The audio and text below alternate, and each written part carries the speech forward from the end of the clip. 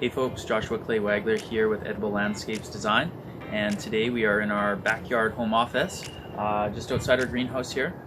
And in a few moments we're going to head into the greenhouse and we're going to give you some tips and tricks for starting your own seeds at home. So starting seeds at home is a great way to save money. It's also very rewarding, and it's definitely one of the most magical parts of gardening, to see a tiny little seed turn into something beautiful and abundant that will feed you for many months and potentially years to come. So without further ado, we're going to head inside to the greenhouse. So getting started, it's important to have some nice clean trays to plant your seeds into. You don't need to go overboard with this, but the cleaner the better. Sometimes I sterilize them, sometimes I don't. For the most part, it's completely fine if there's a little dirt in them. So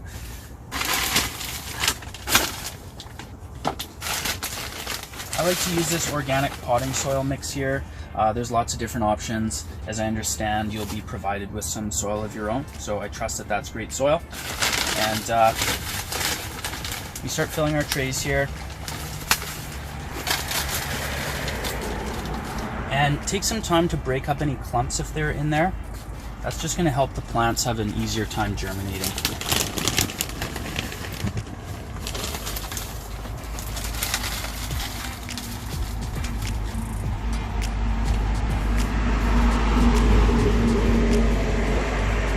The fluffier the soil, the better and the easier it is for your seedlings to get started.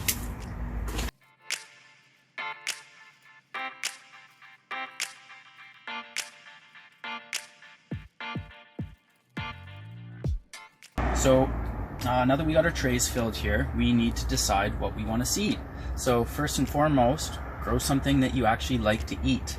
That's amazing how many times people grow things that they don't actually like to eat. So I really like these scarlet runner beans, so that's what we're going to demonstrate first. So now that we've chosen what we want to grow, we need to decide how much we want to grow. And I always like to grow a little bit more than I actually want to eat.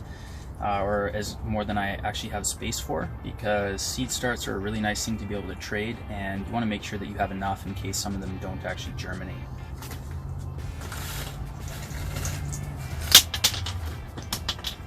So these are the magic beans.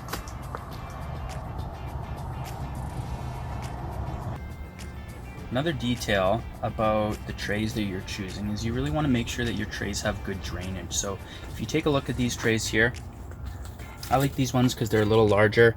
They've got good drainage holes in the bottom of them. But if you're growing in the containers, the soil bags that you've been given, or you can do a lot of this seeding directly in pots. But for our purposes, we're gonna start them in trays. So in any case, just make sure it has good drainage.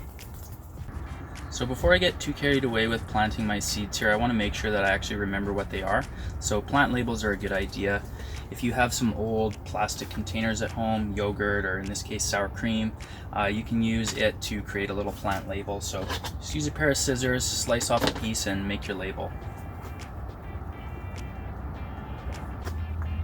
So we're planting these scarlet runner beans, and as is the case with pretty much all seeds, you want to plant them 2 to 3 times the width of the seed. So the way that I like to do that is I use my marker like this here, and I hold it up and I make a space 2 to 3 times the width of the seed like that there, and then I use that to make a little hole in the soil. So I'm going to start 2 seeds per tray here.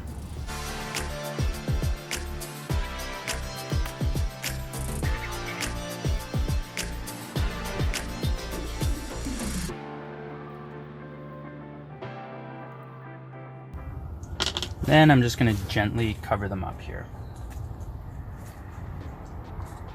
and tuck them into bed.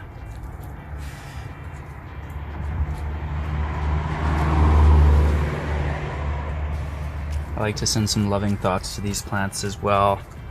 Tell them I love them, and then promise them I will take care of them. I promise I will take care of you.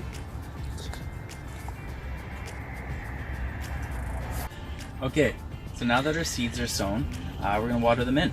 And it's really important that you keep these seedlings evenly moist especially when they're young and especially while they're germinating. If they don't get even watering, they're not going to germinate, or they're going to get stunted.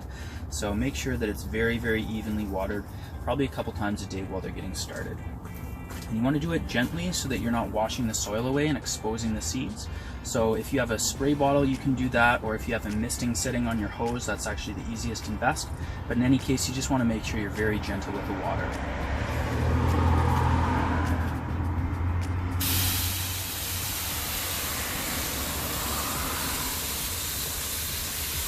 Again, it's very important to keep these seedlings evenly watered and moist, and make sure that it also has really good ventilation. So especially once the seedlings have germinated, you want to make sure there's good airflow so they don't get mold or anything like that. And sometimes as these starts are going, you'll see that there's a little algae that starts to grow on the top of the soil. If you notice that there is some algae growing on the top of the soil, you can use a little toothpick or something sharp just to break it up a little bit, just so it doesn't cake over, and just make sure the water is still able to get down to the seeds. Okay, so next we're going to start some rosemary here, and the rosemary seeds are quite small, so I don't need to plant them that deep. As you can see here, they're quite tiny. So this one here, again, 2 to 3 times the width of the seed. Measure that out and mark the trays here.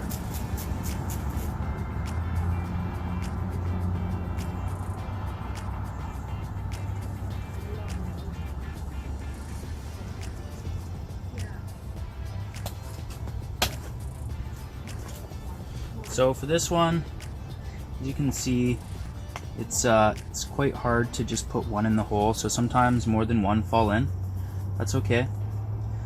I'll just wait till they sprout up, and then I'll just select the one that's healthiest and biggest, and I'll pinch out the other one.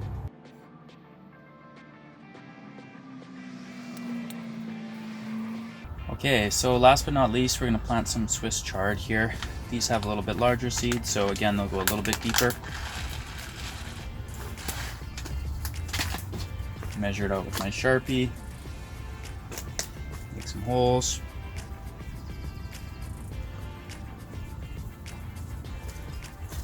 It's warm enough that these could definitely go directly into the soil, but for these ones here, I just want to get these boosted up and growing as large as I can before I put them outside.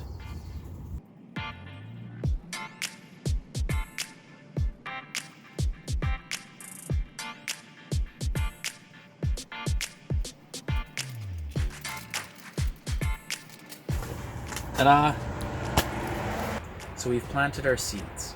We're done, right? Not quite. It's important, if we want to be able to harvest throughout the season, we're going to need to do seeding more than once per season. This is also known as succession planting. So succession planting is a way to extend your harvest and make sure that all of your produce doesn't ripen at exactly the same time. So we're going to walk through a few different methods of succession planting so that you can make sure you have a harvest that lasts throughout the growing season. So the first method we're going to discuss is the same plant staggered planting option. So in this method, what we're going to do is we're going to plant the same plant, but we're going to stagger the planting times, which is going to stagger the harvesting times. So this is really great for fast growing crops, things like peas, carrots, turnips, radishes, anything that grows to maturity in a relatively short amount of time. So again, don't plant the whole seed packet at the same time, leave some space, and plant every couple of weeks to make sure you have a harvest that lasts as long as possible. The next method for these faster growing crops is the paired planting or interplanting method. And in this method, what we do is we plant the start at the same time as we plant the seed in the ground. So if we have a start, whether it was provided to us or we purchased it from somewhere, or we started it earlier in the season, and we're putting it into the ground or into our pot, we're going to leave a little space and we're going to put a seed right next to it. So we plant our start next to our seed at the exact same time. And the reason this works is because by the time the start has matured and has been harvested and is complete, the seed will have sprouted and will have grown into a larger plant, which will then be able to harvest. So the paired planting or interplanting method is a great option, especially for growing in pots as well, where space is limited. The next method for crop succession is planting different vegetables in succession of one another. So rather than planting the same vegetable at staggered times or planting the same vegetable at different stages of development in the paired planting method, what we're going to do in this method is after one plant is done growing and has been harvested, we're going to plant another vegetable in its place. And there's so many different ways to do this. There's a lot of different resources that you can look at if you want to take a deeper dive into crop rotation. One resource I really like is this, if you're in the Pacific Northwest, is the Maritime Northwest Garden Guide. It's a really great book that shows you how to rotate crops using a 5-bed system, or if you're growing in pots, a 5-pot system. But there's so many different possibilities. But the main rule of thumb is that you're going to want to grow a cool season crop, followed by a warm season or heat-loving crop, followed again by the cool season crop. And the cool season crops can often be grown in the spring as well as in the fall. But again, there's so many different options for this year. So more than I can list, but what we're going to do here is on the next slide, there's going to be a list of a bunch of different options. So one example would be growing arugula, followed by eggplant or tomatoes, and then followed again by another salad green.